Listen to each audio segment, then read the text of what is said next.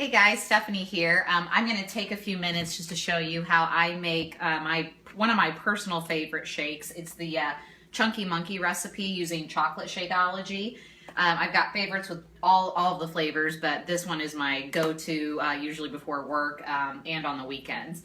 So in order to make it, I always recommend putting in your scoop of Shakeology or your packet of Shakeology first, putting the powder in the blender first. If you wait to put it on top of all of the other ingredients and then hit blend, the powder tends to fly out of the blender.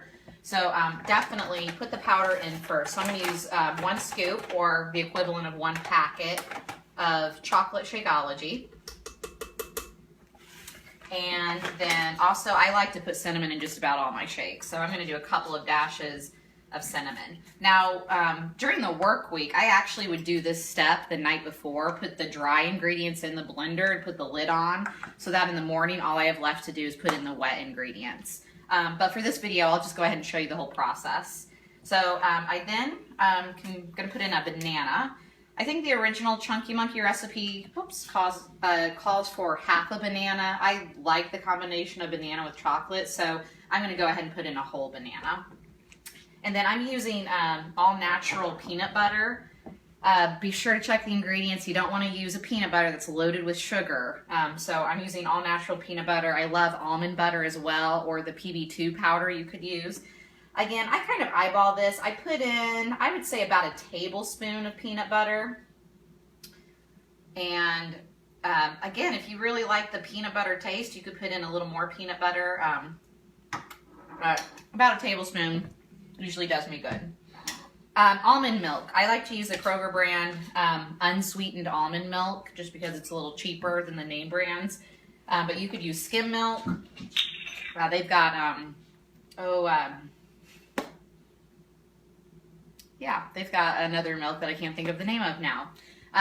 You could also use water, but I have found from my experience when I make it with water, the consistency is almost a little too thin. So I personally like to use some kind of milk with it.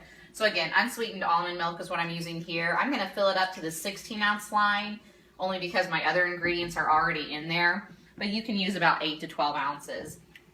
It really depends on what consistency you like it. If you tend to like your shakes a little thicker in consistency, you're going to want to add more ice and possibly less liquid. If you like it thinner, then you're going to add more liquid and less ice. I really do like mine about the consistency of a milkshake. So I'm going to put in about 5 ice cubes from an ice cube tray here. And we're good to go. Now, number one reason that most people I've found don't like the consistency of their shakes is the simple fact they didn't blend it long enough.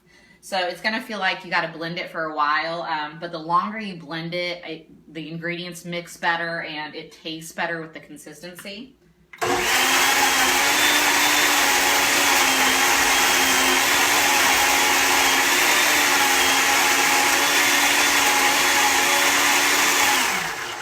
Check it out. I'll blend it a little.